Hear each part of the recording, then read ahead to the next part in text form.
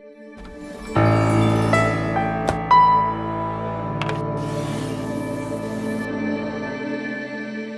نوعين من اصحاب الاعمال او البزنس اونرز. في نوع زي ابو حيدر بتاع الشاورما، هو في الاخر ما عملش غير فرع واحد، الفرع ده طول الوقت هو شغال وحركته شغاله وبيبني فيه ومهتم بيه. عارفه شبه ايه؟ شبه العنكبوت.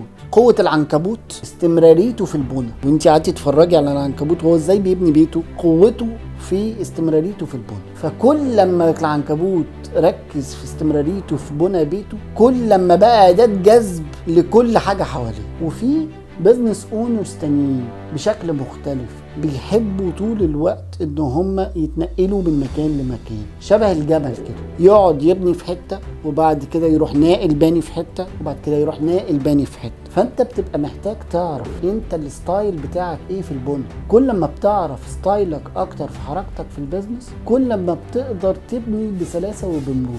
ومن هنا بتعرف ان البراند بتاعك هيكبر ازاي. فالبراند بتاعك مقياسه هو الانتاجيه والربحيه. فانت ممكن تكون بتكسب وانت عندك فرع، وتخسر لو انت عندك فروع، وممكن تكون بتكسب لو انت عندك فروع وتخسر لو عندك فرع. ده على حسب انت انتاجيتك بتطلع بأني شكل، وانت كبزنس اونر بترتاح في اني ستايل واني اتموسفير مناسب ليك. فمحتاج دايما تعرف اني ستايل المريح ليك في البيزنس.